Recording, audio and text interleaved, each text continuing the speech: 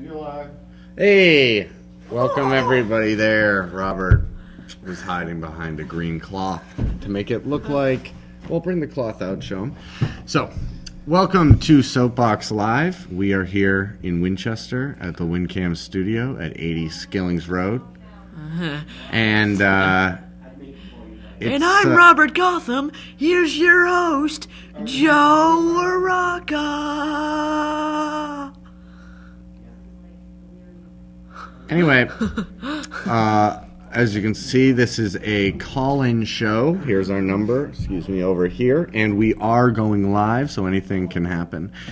Nothing usually does, so you'll see what happens. Joe Viglione, our current artist in residence, he's going to come out and he has some people calling in, talking about books and music, I'm assuming, and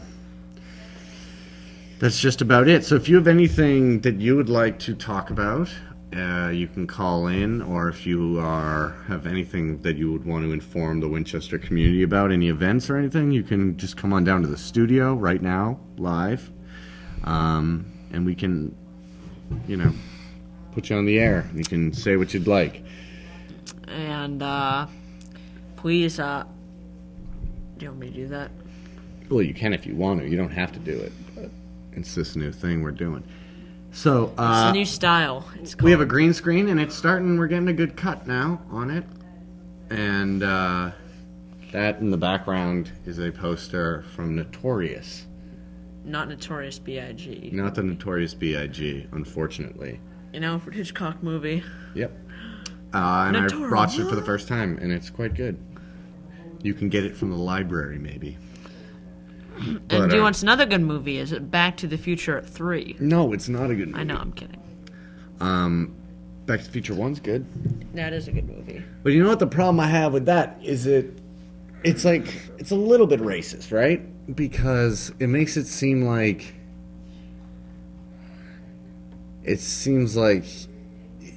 he invented rock and roll music, because that whole Chuck Berry scene, you know that line? Yeah. I don't know. Anyway, we're live at WinCam. We're going to have a good time tonight. Call in 781-721-0137. That's right. It's right up here. So, how's it going with your braces? Have you had them tightened yet? Again. No.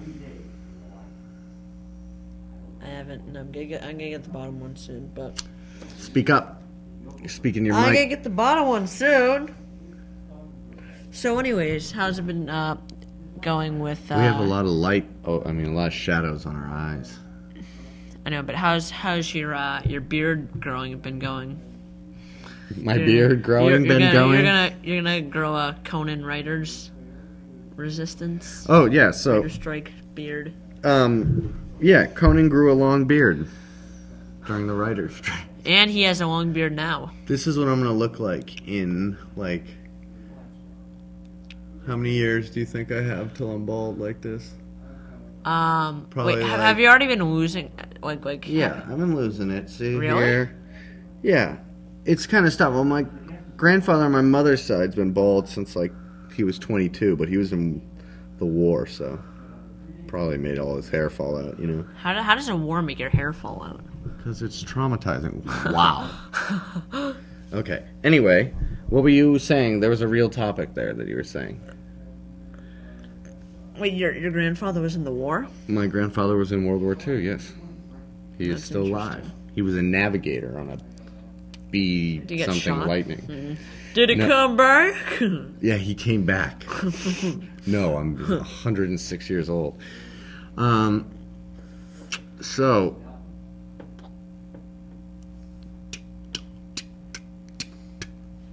Look how long my arms look. Yeah. It does look good. So, Anyways. There's not much else going on. What's going on in Winchester? It's been cold and windy. Well, what happened in Winchester recently was an oil tanker was coming in to try to deliver some oil to Winchester. And it fell over and blew up Really? Right in front of the Starbucks, right? Is this true? Yeah, yeah, and then a motorcycle went through the Starbucks window, killing 5 people, innocent. Jesus. And then what happened? That didn't happen. The whole Starbucks fell down and just collapsed, dude. I mean, it just fell down, and it was. I drove by it today, and it's they already fixed it, huh? Very quick recovery. What can I say? Very quick recovery. Those Starbucks are good. What's the deal with the train station? That's still under construction, isn't it? It's a pain. Well, they're having trouble because a few days ago, a fox ran on the tracks, and all right, so you know, how's life been going recently? It's great. Have you great. What'd you do? We already talked about all that stuff. What's the date? It's the 19th? The date is... Yep. Oh, what has happened? There was Valentine's Day. There was Valentine's Day. Did nothing for that. I didn't do anything for that either. And, there was President's Day. I didn't do anything for that either. No. There was the beginning of Chinese New Year. Didn't do anything for that. Chinese New Year. Nope, nothing. Man. I don't do enough. Yeah, we don't get out much, do we? No. But you have a better my life excuse. is like my computer, pretty much. Yeah, but I feel the same way. That my life is my computer. That's not good. Yeah. That's not good, man. But you have a better excuse. You can't even drive or do anything. You live with your parents. I bike more than I ever drive in a car. Oh, because you don't have a driver's license? No, I mean, you can't go and your radius. What's your radius? What's like the farthest distance you can bike? Not like and not get in trouble. End of Woburn. To Woburn. So your world is like Winchester and Woburn on your bike. Yeah, and I bike about 3 to 4 miles every day. So, man, it's weird because I could do whatever I want. I have a car and an apartment, and I still, I don't go much large. My world is not much bigger than that either. Mm-hmm. But computers are great. What are you doing, man? You're so I just want to talk weird. So people call in and ask a question, or you can just ask us to do things. We might do it just for fun. As long as it doesn't result in any horrible injuries. That'll be welcome, though. What am I saying? Like, if I was to throw a dart into your temple, like, do you think that would result in injury? You see, you notice you're right. This light isn't on because look at how dark it is on my eye. Why do you think that is? Maybe it burned out. Darn. Maybe. Anyway, I think that Joe is going to come out soon. Have you been, what have you done recently? Let's not talk about ourselves. Let's talk about, So, what... So, my what happened recently was, Hey, Joe, when will you plan on going on? Soon? My guest is going to call any minute.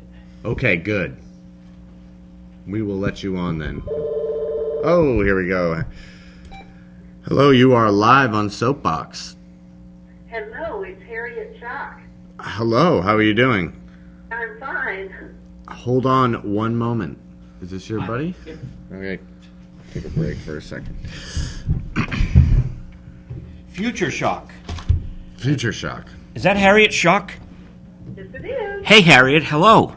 Hi, Joe. Hi. Did you see the Winchester Star write-up? I did. Thank you very much. Good old Rory.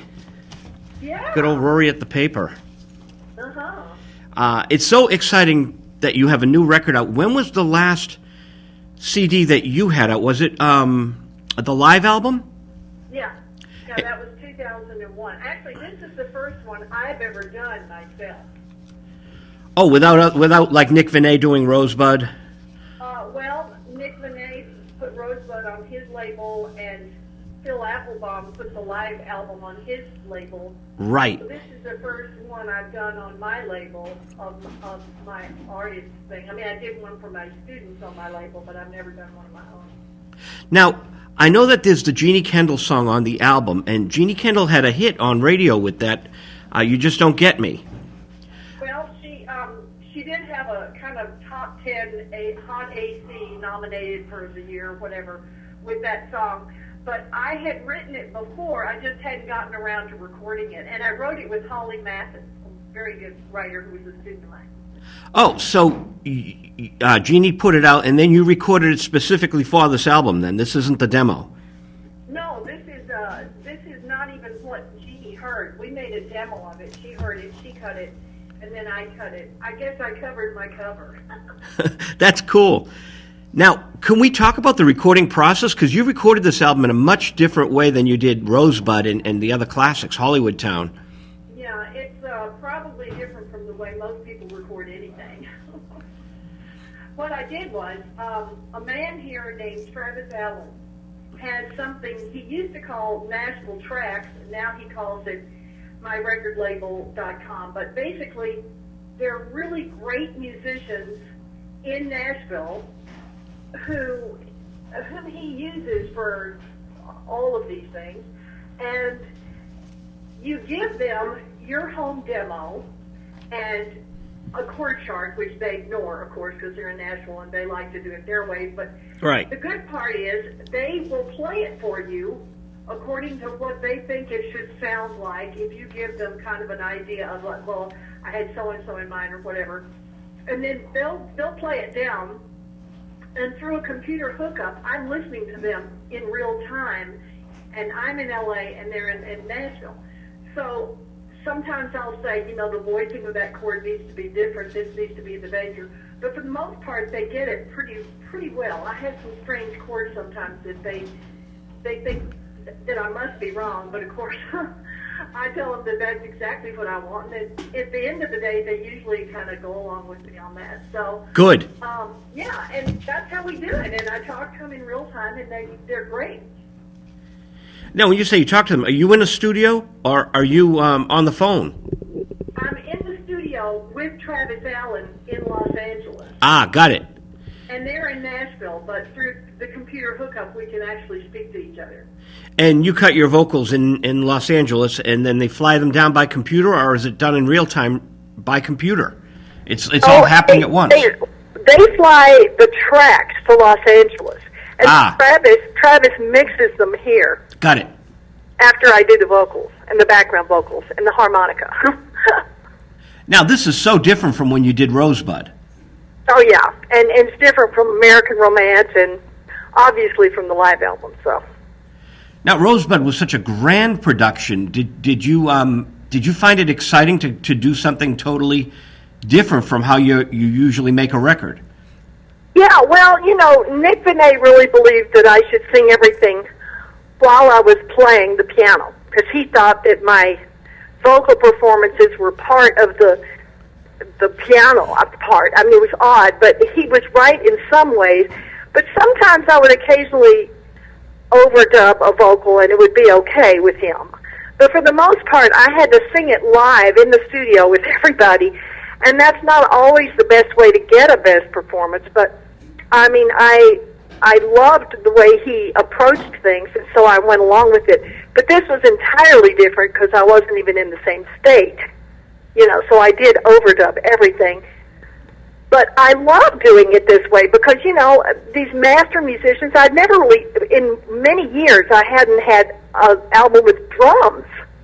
If you think back, none of my albums except one cut on Rosebud had drums at all. Wow, so back to having the drums.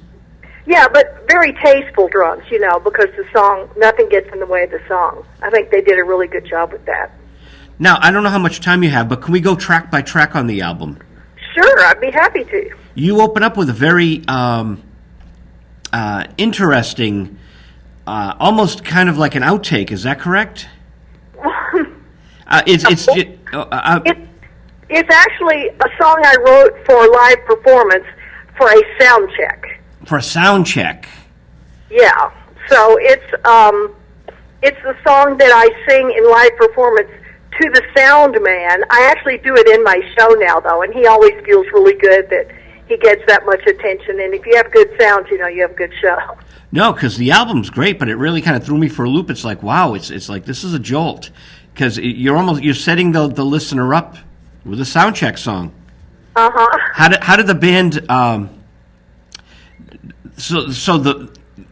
they understood what you do with that song, that you do that live? I'm not sure.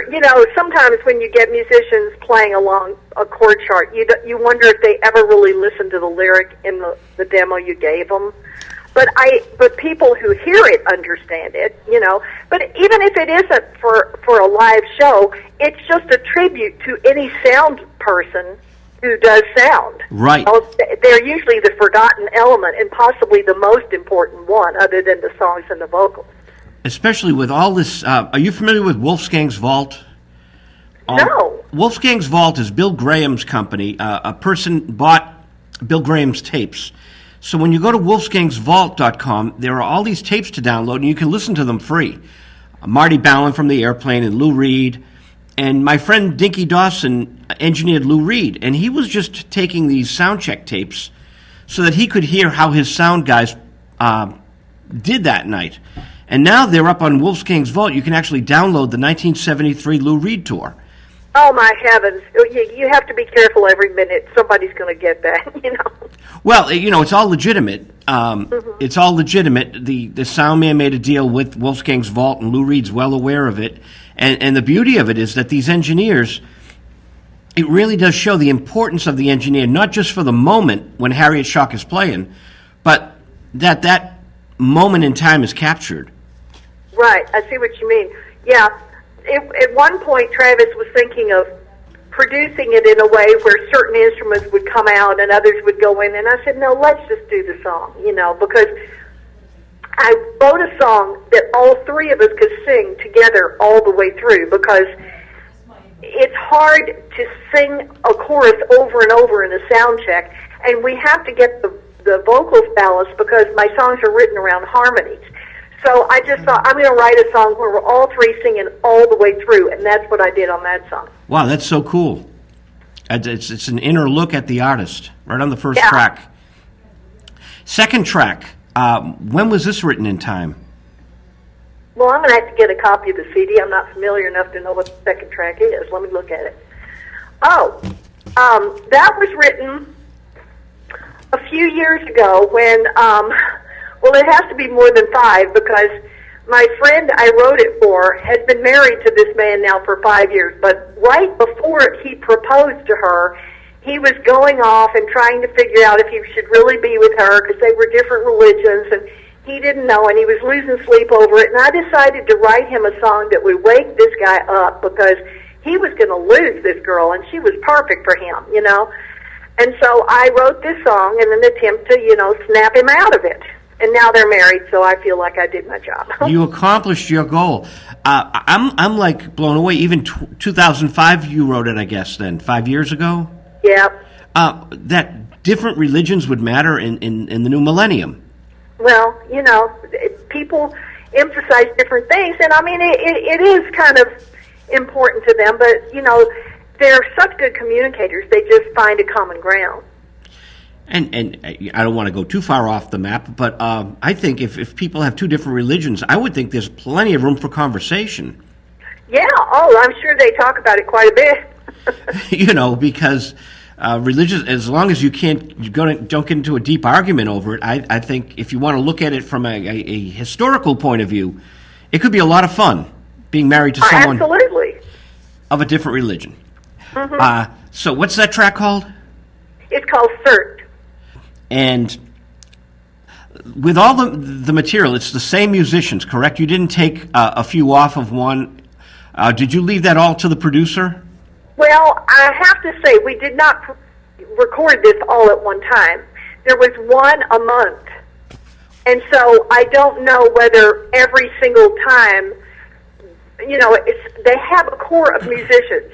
But what would happen is sometimes a guitar player couldn't be there, and so someone else would fill in, or the piano player. But for the most part, they were the same musicians. But as I said, what he would do is he would have these tracks cut. Everyone would come over on a Tuesday once a month or something, and you would have your little time slot, and you would record and talk to them and then leave. So I don't know for sure they were all the same people. Tommy James, who had a variety of hit records, which all sounded different. He has an amazing career. He cut a Nashville album, My Head, My Bed, My Red Guitar. What a phenomenal record, Harriet, and it has been ignored, pretty much ignored, because Tommy's fans love his hits, as you know.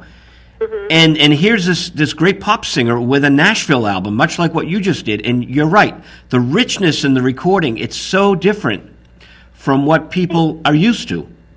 These people don't just cut country songs, though.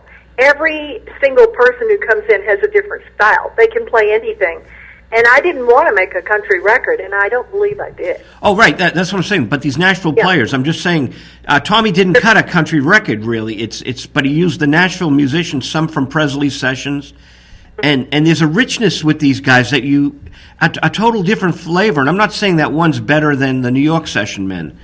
I know what you mean. But that flavor, and you got that flavor for your album. And I think it's a good career move for you, too. Well, good. I'm awful glad, yeah. Yeah, because, you've certainly put out a lot of great artwork, and I love your material. The live album was so much fun. Mm-hmm. Did you have fun making a live album? I did. I mean, Phil Applebaum came to me and said he wanted to make a live album with me, and I said, well, the only way that's going to happen is if you bring all the equipment to L.A., and he did. So it was great. Yeah, we had a lot of fun. He recorded about... He recorded 4 shows, I believe, and then he pieced the best ones together, I recorded a lot more songs than I put on the album live, But it was a lot of fun. I just didn't really, between you and me, I wasn't thrilled with the piano sound, and I got rid of that keyboard and I got another one. But no one seems to mind it but me. Well, yeah, I didn't mind it, and I would have been the first to say something, so... But you're the artist, and... No, but I love the album, and it has certain things on it that I don't have anywhere else, like SOAPBOX is no place else, and the song I wrote for my sister called Hers is no place else. So, but for the most part, it was sort of the songs I do live, which are already on other albums, but people seem to like having them all on one, so that's fine. Now, Harriet, I was very honored when you sent me some of these tracks in advance. How long have you been recording this? I don't remember when I started sending them to you, but I've been writing it for 9 years, and I think it's taken me 2 to record it. That's pretty amazing. And it's different because you usually go into a studio and cut 3 or 4 songs and go home, and for 2 weeks you sit with them, and then you go do another 4, right? But here you're going piece by piece and kind of building. Yeah, but once we got to the point of actually mixing, then we did what you're talking about. Travis would send them to me, I would listen, I would give him feedback, and he's more of a perfectionist than I am. He would drive me crazy remixing and doing things. He was just really driving me nuts. At the end of the day, he's right, and he got stuff out of me that I wasn't sure I was willing to give him, but I forgave him. I love it. How long have you known Travis? Oh gosh! Well, since he got to town. Oh, okay. He laughingly says I put him in business because I sent him so many people. It was such a great situation he had that I sent him all my students and all my friends, and so it was a very nice situation for both of us, really. But I just love what he does, and he's really good. I mean, he produced, I don't know, Diamond Rio or somebody. I mean, he's produced really big people in Nashville, but what he does here is a whole different thing. He's not in the studio with them. Now, some of my people, like Tracy Newman, she goes to Nashville with him, and they do it in the room with the musicians. But I like it this way because I don't have time to go to Nashville all the time. I just want to stay here and get the benefit of it. And usually with the Harriet Schock album, there are other people look at your music for soundtracks and for covers. Is this a Harriet Schock record, or is it something that other people could pick up on? Well, it's both. My records have always been stuff that other people pick up on. I mean, people say, you've already made 6 records. Why are you making a 7th one? Well, first of all, I have some people out there who want me singing my songs. They're, my fans, and I'm happy, very happy for that. But then I also use them as an A&R tool. I mean, they are put in movies, thank heavens, and they are put on TV, and other people do record them. So the best way to get them there is to just put them on CD Baby, hand them to people, give them out at my shows, sell them, whatever. It is an amazing world, isn't it, compared to the time when, Helen Reddy was singing your song and it was all over the radio. Now, so many people are up on the web, so all you major songwriters are competing in a way with all these kids that are coming up and just putting tons of music on MySpace. It's a whole new world. Yeah, but what's really wonderful and the way you can tell you have something is when you get money from CD Baby and you don't know these people from Adam's off Ox, as my mother used to say, and they're from Japan somewhere and they just found you and they love it. And that's the beauty of it. They may find people on MySpace who really can't carry a tune and don't know how to write a song, but they're not going to buy it.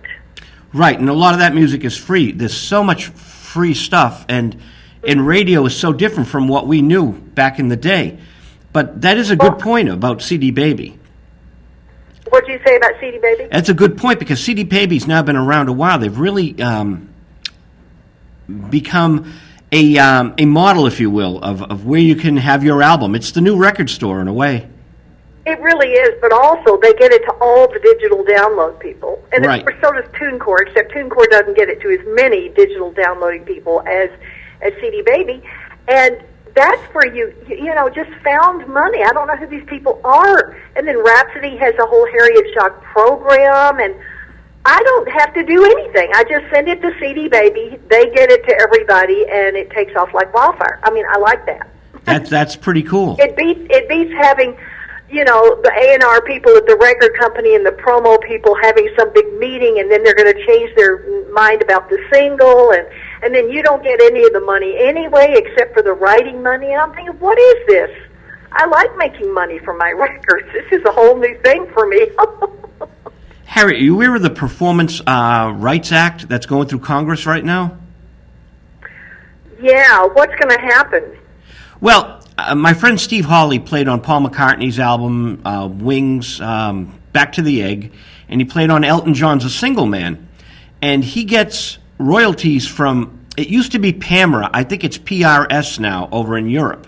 Uh-huh. So a lot of the democratic nations now have royalties for the singer, the drummer, the vibraphone player, the bass player. They're getting royalties just the way they should for entertaining people in a commercial venue.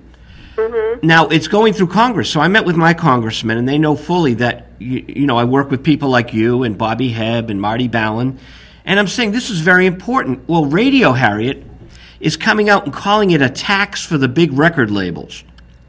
It has nothing to do with the record labels. It's for you personally, as a songwriter and singer. Well, actually, if all of those other people get paid, that really has nothing to do with me, because it would only be me as a player, isn't it? Because I already get paid as a songwriter. Right, you as a singer. You as a singer and you as a piano player. So you would get airplay royalties for playing the piano and singing, which, they're doing it in Europe. In America, is just has all these lobbyists for the radio stations that are just really, really upset at it. Whose pie would it come out of? It would come out of the radio pie, which is, You mean the blanket license that ASCAP pays? Because that's for writers and publishers. No, ASCAP and BMI and CSAC get one payment. No, I meant the blanket license that is paid to them by the radio stations, or is it going to be another payment from the radio stations? Another payment from the radio stations. I see. Well, no wonder they're fighting it. But yeah. Now, Well, okay, enough about politics. Yeah. Well, no, I just thought that, I'm asking all the artists, their opinion on it. Yeah, of course. No, I understand. I mean, it's only fair. It probably is. It's just that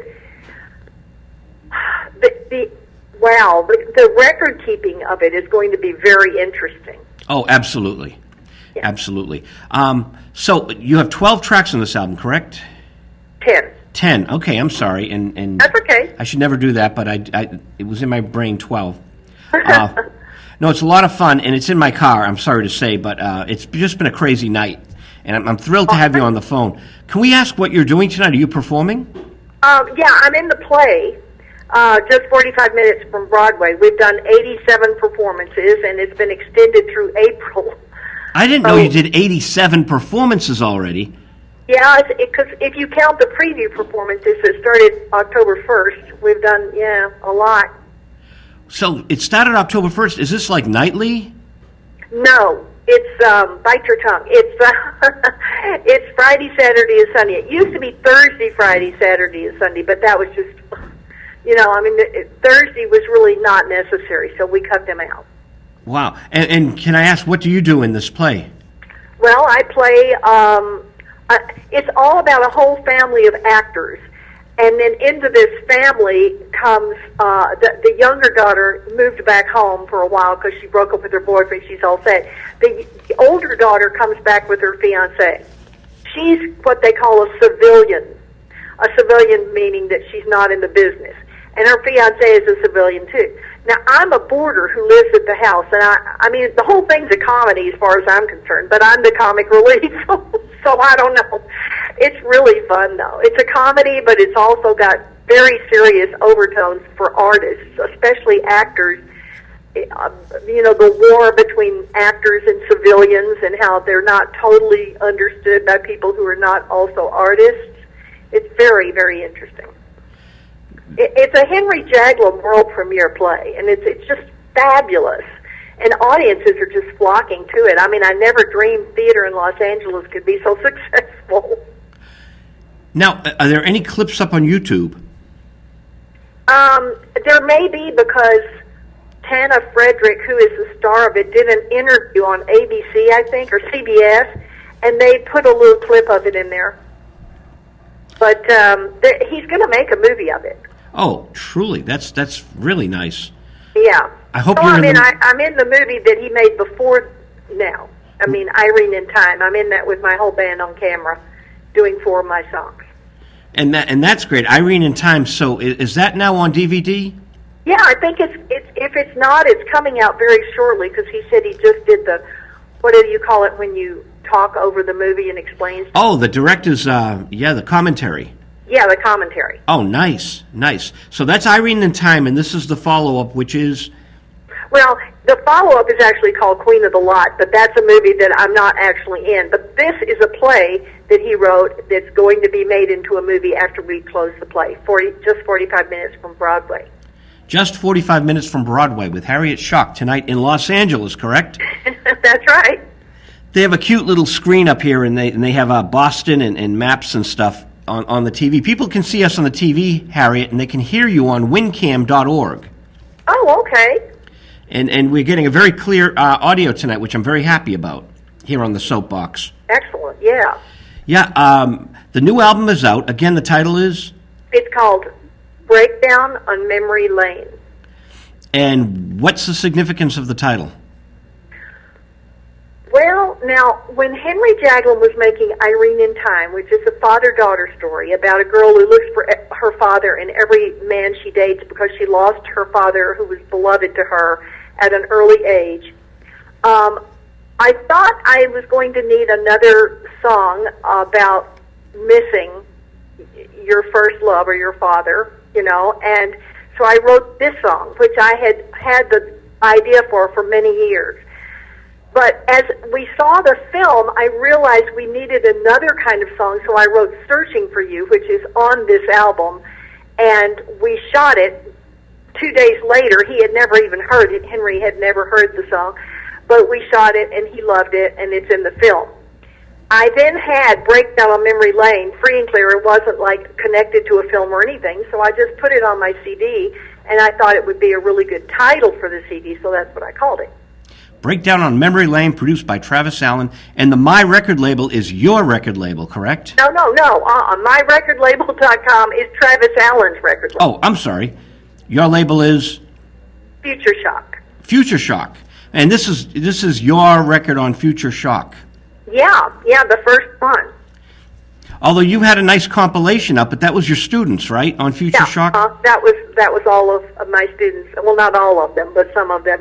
And I put it out on my own and the whole deal. And boy, I didn't know there was so much to it, because I'd always had a label, whether it was independent or major, putting out my stuff. But boy, you have to get it up on Grace Notes so that when people put it in their computers, they can see the titles and all this stuff. Oh, it's a job in itself. It really is. Well, I don't want you to be late for the play. It's been a pleasure having you on. You've got to be back on the show. I've got to either come out there or you've got to come out here, and we've got to have a face-to-face television. That would be great, Joe. I would so love to see you again. But, yeah, thank you for interviewing me about the album. And, anytime you want me to call in, just let me know. Email me or something. Oh, please, yes. I'm going to send you more email about this album because I'm going to be reviewing it. It's really fun, and it's so great to have a new Harriet Schock album. Oh, thank you so much, Joe, and thanks for having me on the show. Thank you, Harriet. Will the show be archived? Oh, yes, it'll be archived, and we'll probably rebroadcast it on visual radio or something. I'll get you a DVD. Oh, that sounds great. Thanks for everything, Joe. Take care. All the best. Have a great play tonight. Okay. All right, bye. Bye. And that was my friend Harriet Schock, who wrote Ain't No Way to Treat a Lady for Helen Reddy, and the love theme to Berry Gordy's Last Dragon, which was first time on the Ferris wheel. Smokey Robinson covered it, and she did the New Adventures of Pippi Longstocking, Secret Garden animated series. Amazing woman. And we're back at the Soapbox. That was our scheduled guest. And if anyone wants to come back and talk on the Soapbox, we could talk about David Bowie's. Boy, I'm reading this David Bowie book by Mark Spitz, and I'm not too sure about it, people. He, the phone number here, too, is if you want to call, 781-721-0137. 781-721-0137. I don't know, Mark Spitz has this 430-page biography on David Bowie, and it just kind of feels, there's some good stuff in there, and there's these biographies. I just feel you have to buy 5 different biographies. I heard Bowie. Yeah, before you get the real biography, you got to buy like all the biographies and put them all together. What's the problem with it? You think there's holes? Yes, there are holes. I can be specific. Peter Noon was Herman's Hermits, and he still is Herman's Hermits. And Peter cut a David Bowie song called "Oh You Pretty Things," and Bowie appeared on piano on the BBC. Now, to me, that's a big thing. You've got this well-known icon, Peter Noon, and Bowie was working with Lulu and Dana Gillespie and a lot of different people, Iggy Pop, and there's about maybe 3 lines in this book on "Oh You Pretty Things," and it's like, I want to know more. I want, a couple of pages on it. Bowie on the BBC, that's news. But again, he kind of goes into different areas, Mark Spitz. Some of it's good. He covers Young Americans pretty well. He covers Bowie in transition, how he works with different musicians. But there are holes in it. And how early does it start? It does look pretty comprehensive, jeez. Well, in terms of length. Why? How many Bowie books have you read now? I read Angie Bowie's, and there's Angela Bowie's book. She's the first wife, and she might even have a second book out. I'm not sure, but her book I found very distressing because she really is angry at David, and she goes into his substance abuse like every other paragraph. And enough, woman, okay, you're mad at him. It's just you're hammering the point home, and this guy kind of does the same thing. Yeah. But there's good elements in the Spitz book. Buzzy Linhart and I were talking about that last night, Joseph. The Jimi Hendrix books, 2 came out in 1 year. Sharon Lawrence and Charles Cross. Room Full of Mirrors was Charles Cross, and Sharon Lawrence was a reporter that Jimmy really took to. And she has one spin, and Cross has another, and you got to read both books. And you start at the beginning. Jimmy was born, Yeah, it's like they definitely add that stuff to spice it up. It's like people go back into biographies to like confirm who they slept with and like how crazy were the parties. They think they're like going to get all the secrets, Well, but now that it's like they're slightly out of the public eye in a way. The interesting thing about Bowie, did you hear the Tiger Woods thing today? Yes, I did. Your opinion, because I'll bring it back to Bowie. Well, I don't think he needs to apologize. Well, it just seemed weird, and I don't know why he's apologizing to the public for. I mean, I see he's trying to like save face and come out, and he's going to do something nice too, so that we all get back on his side and want him to win golf and whatever. But I personally don't think it's not even necessary. It's not us that he needs to be apologizing to. I think he's apologizing to his business partners. Yeah, all the advertising, everybody, the sponsors, and the people that he works with. Yeah, that's true. But wasn't he specifically saying like to the fans he's been selfish? I don't know. So how does that tie back into? It ties back into Bowie, where Bowie doesn't have to apologize like Tiger, because being a substance abuser and someone who partied all night and was wired, being crazy was part of the persona. And when you build it into your persona, there's no apology.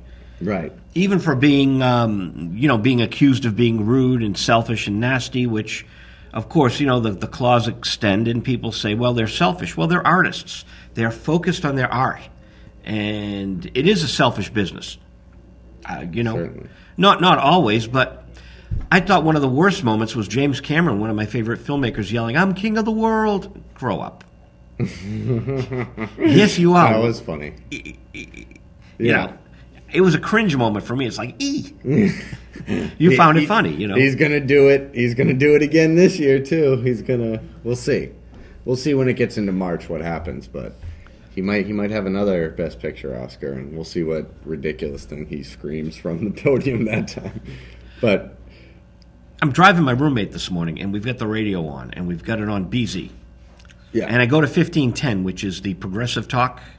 Yeah. And it's, this speech is on both stations. And you go to RKO, and there was, Dr. Laura. No, Laura Schlesinger, the other, whoever. She's not a doctor.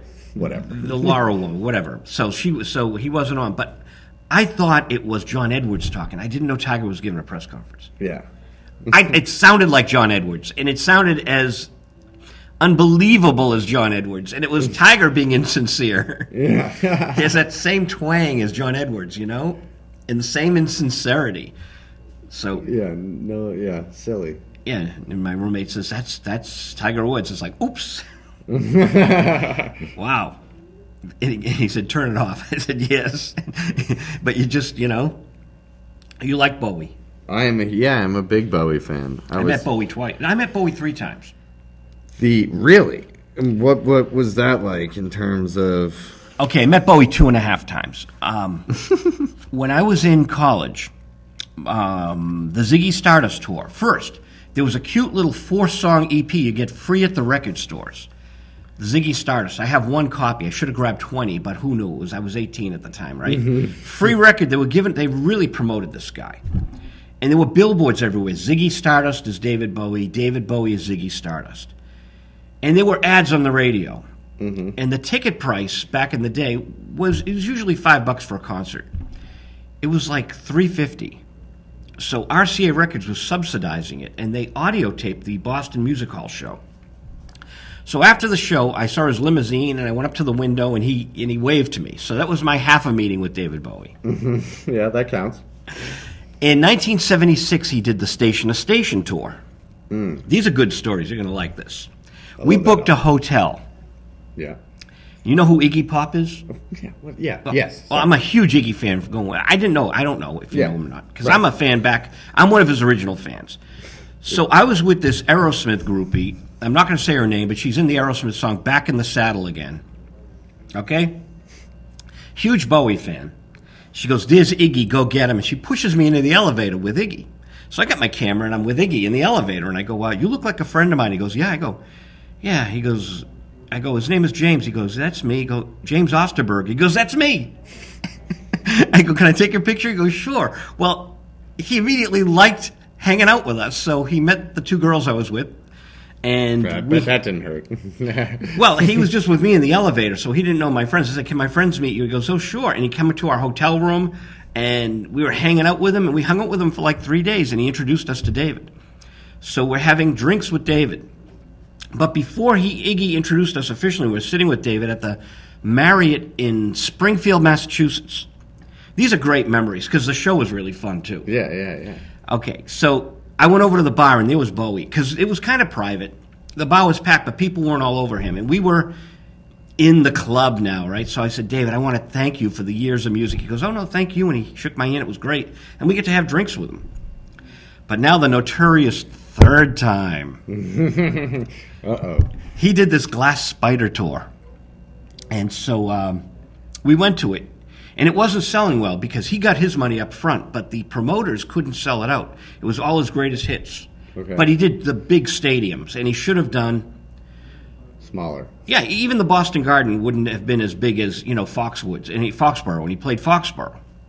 So we got to the show, and then we went to the Four Seasons Hotel in Boston, and I was with the young lady I was with in 76. And remember, Aerosmith had immortalized her in this song, "Back in the Saddle Again." Okay, so... And so we hang out at the Four Seasons, and there's David Bowie. So he invites us up to his hotel room. He gives me a beer, and he's playing the new Tin Machine album. It might have been the third Tin Machine album.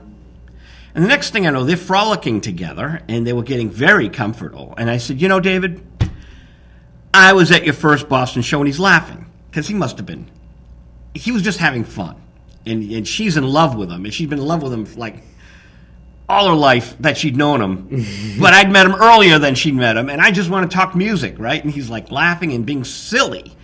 And I got this beer, and I never drink anyway, but I got a David Bowie beer, why not? And he's playing Tin Machine, and he's being silly. And I said, "You're being very disrespectful. I've been your fan from day one. You could talk music." And he's just laughing and playing, so I just walked out. Well, the young lady calls me the next morning. The father of her child picked her up. And I can't even tell you that conversation, as you can imagine. So she calls me, she goes, "David's really afraid you're going to put it in the Globe or the Herald. Please don't." And I hang up the phone. Oh, what a novel idea. So, have you ever heard the Track Gals? No. And the Herald. The Track Gals are Gail Fee and Laura Raposa. And they have a TV show now. Before the Track Gals, there was Norm Nathan on BZ. I think he's gone now. And Norma Nathan on the Herald. She was the gossip columnist. Okay. I call up Norma. I'm right pissed. Certain young lady from Back in the Saddle Again is up with David Bowie at the Four Seasons as I speak to you. Click. It was great. The next day in the Norma Nathan column, it said Bowie and Arrow instead of Bow and Arrow. That's great.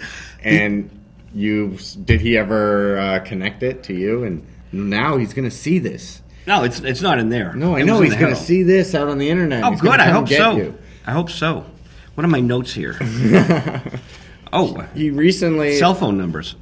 He recently, one of the most recent thing I've seen David Bowie do was he was on the show Extras. Missed it. He had a cameo that was absolutely hysterical. You should check it out. I think it's season. Well, there's only 2 seasons of it, but yeah, it was amazing. I always forget that he's an actor, even though I love The Man Who Fell to Earth. But we went to see Elephant Man, me and that young lady and her boyfriend at the time. She went through a variety of boyfriends. We lived together. She was just a very strange woman, and that's why I'm not saying her name. But we went to the Elephant Man, and that was very. I forgot he was in that. He was very good. But I got to give you the punchline when after the Four Seasons event. Her grandmother calls her and said, "You're in the Herald." Click. It wasn't her real name. It was the name everyone knew her by, like, the rock and roll name. Yeah. That's But okay. the whole Bowie mystique, the great thing about Bowie is he built a mystique that worked. Yes, it was PR. Yes, it was created. But it's still real because he has a great imagination, like Avatar. Mm-hmm. Bowie created his own avatar. This guy says that the original Diamond Dogs tour was the first real rock tour that all the others were modeled after. I have to look at Pink Floyd and the Stones and see if they... It's hard for me to believe that Bowie, single-handedly created this. Yeah, because wasn't that like in 82 or something that album came out? No, Diamond Dogs was around 74. Oh, never I mind. was 20. I was 20. I wish I could be 20 again. Oh, you know what it is? I'm just thinking because there's 1984, the song on there. That was what made me think. But it's... Yeah, 1984. And he did a midnight special. Have you ever seen it? Nope. Oh, he did a great midnight special with Marianne Faithfull. And in the song 1984, he did a song called Dodo, which you can only get on the expanded Ziggy Stardust. Yeah. Great song. Yeah. Great song. Yeah, there's been a couple songs that on the extended versions where I was like, how did, like, Bombers, that song? I can't believe that was left off an album. It's so catchy. John, I'm Only Dancing was a great glitter song back in the Ziggy days, and it was better live. The studio, maybe that's why the studio didn't have the energy of the live. Yeah. But when you listen, Yeah, maybe that makes sense, though. I know there are bands that definitely, they know that the live version, save it. You might as well save some of them, Well, the sad thing about Ziggy is they could have put that song, John, I'm Only Dancing, had a great guitar riff from the late Mick Ronson. And had they just said, wow, this is a winner, go in and redo it. The Guess Who redid No Time. There's two versions, and they had a hit the second time around. That's interesting. When did you get into Bowie? Probably in college when I kind of knew him from Labyrinth, Oh, yeah. I mean, because that came out, movie. I saw that when I was a kid, and I was kind of horrified of him because I only knew him from that movie and, maybe a few hits some that I didn't even realize were him, like Changes and stuff. And then in the advent of internet music and the ability to get tons and tons of music from friends, especially in college, where everybody kind of shares music. And yeah, I don't know. I'm not surprised that people get into it because we have such a lack of creative pop music. It's no surprise that people start digging back a little bit, and even more recent people like listen to him, all the time. He gets new fans all the time, is what I'm saying. He's going to be one of those. Like, there's always Led Zeppelin fans are still being born, they're going to listen to. You know what I mean? It's just like one of those artists that kind of transcends now. I mean, I wonder if it probably wasn't felt that way at the time. Well, he made a conscious effort, and this guy captures that in the book well. He knew how to sell the Changes. The Changes was a great song for him because he realized artists go through changes. Yeah. Frank Sinatra did, but it was subtle with Sinatra. He'd go from the big band, and it was still the same genre. So Frank never really punched out of his genre. Bowie punched out of the rock and roll genre right into dance, and it was jarring for me because I'm a rock and roller, and I accepted it, but I didn't like it as much. Right. Yeah, I mean, but yeah, he had like set himself up to be able to go through those changes. Because if you're an artist and you don't change at all, I mean, that would be strange. So you're probably not a very good artist, and if you're not progressing and changing all the time in some way. Well, there's two arguments there. If you're Dionne Warwick and you're a songstress and you find great songs, Aretha Franklin, sure, they change, but they're kind of like Frank Sinatra. They stay in their niche. Yeah. And they get modern with the times, but it's still the same product. Okay, I see what you're saying. A really great example is Linda Ronstadt was very popular in the 70s. And then she did a Spanish album. Yep. And I guess she went out to the Great Woods Tweeter Center, or Comcast Center now, whatever it's called. Yeah. And she's doing her Spanish album, and people came to hear her hits. And the artist has to remember, people are buying a ticket because they heard a song on the radio that they liked. Yeah. And you can't change that dramatically in, okay, she's of Spanish heritage, so she's going to do a whole album in Spanish. It just was not fair to the audience. That Yeah, I see what you're saying. Yeah, I mean, and it was the tour for that album, Right. But I mean, did she eventually place the hits, or? I think she knew enough to go back. Yeah. And Ian Hunter has been a guest on my show from the band Mott the Hoople. And Bowie had produced all the young dudes for Mott the Hoople. And Ian said that when he went to see Procol Harum, and they didn't play Whiter Shade of Pale, they were notorious for not doing their hit. He walked out of the theater feeling let down, and he said, I have to play my hit for the rest of my life. He understood the audience is very upset if they don't hear their favorite song. And that's very astute of him, because we who go to these concerts want to hear our favorite songs. But you can also, from taking the other side of it, I could see why an artist would get so sick of their hit. You know what I mean? I know it's like kicking a gift horse or whatever, whatever you say. But it seems a little bit. I can see where they would get bored, singing Bop the 300th time on, I don't know why I'm thinking of Hanson, but... Well, the problem with it is, Joseph, is that if you go to see The Wizard of Oz, you go see The Wizard of Oz. An artist doesn't realize that people are going to see the familiar. So when the artist is not the movie, and the artist can change its mind, and we're not going down the yellow brick road, we're going to go to, Saving Private Ryan. Okay. Well, people who go to Wizard of Oz don't want to see Saving Private Ryan. Yeah. So an artist that just jars the audience is going to lose that audience.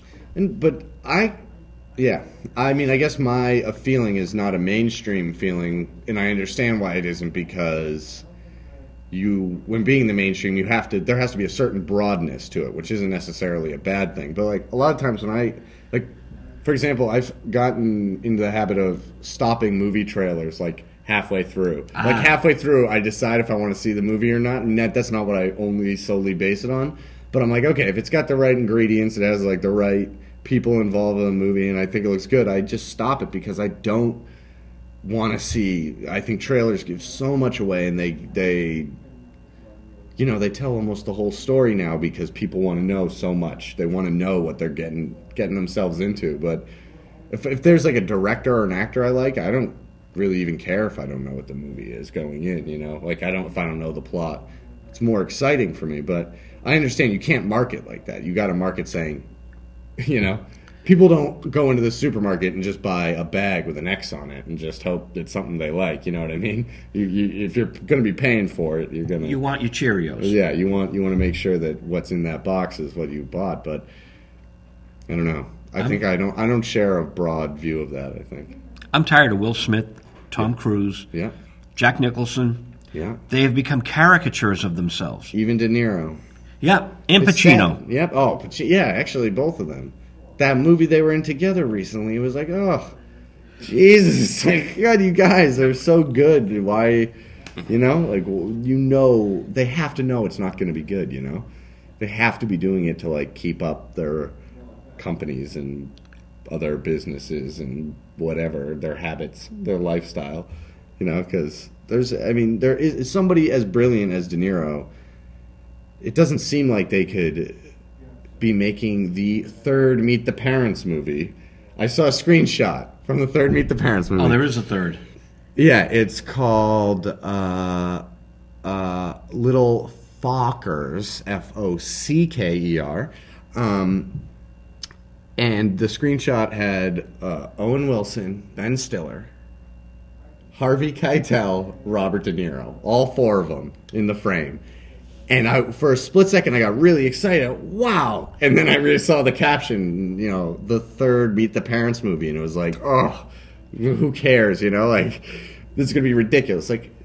Keitel and De Niro haven't been in the same movie since, Taxi Driver or something, and now they're going to be together in such a silly movie. I'm sure it'll be funny, but I'll watch it on a plane or something, but it's not going to be it's not going to be a piece of art. Yeah, art. It's not going to be something that people aren't going to be Robert De Niro, from his Lifetime Achievement Awards. They're not going to say, Mean Streets, Godfather Part 2, Raging Bull, and Little Fockers. It's just never going to, I don't understand. Why wouldn't they do there used to be actors who would do this, who would like bow out. Right. Gracefully. Yeah, like the picture we had up in the beginning, Cary Grant. He just stopped. He was like, "I'm going to leave, so that before I look ridiculous," you know. And I'm not telling those people necessarily to leave. I'm saying do something different. But it doesn't work because Tom Hanks does something different, and then his past like 3 or 4 movies haven't done well because he stopped playing. You know, he played like darker characters. You know, In that Da Vinci thing. the Da Vinci Code, and then a movie that Fall. was completely underrated, Road to Perdition,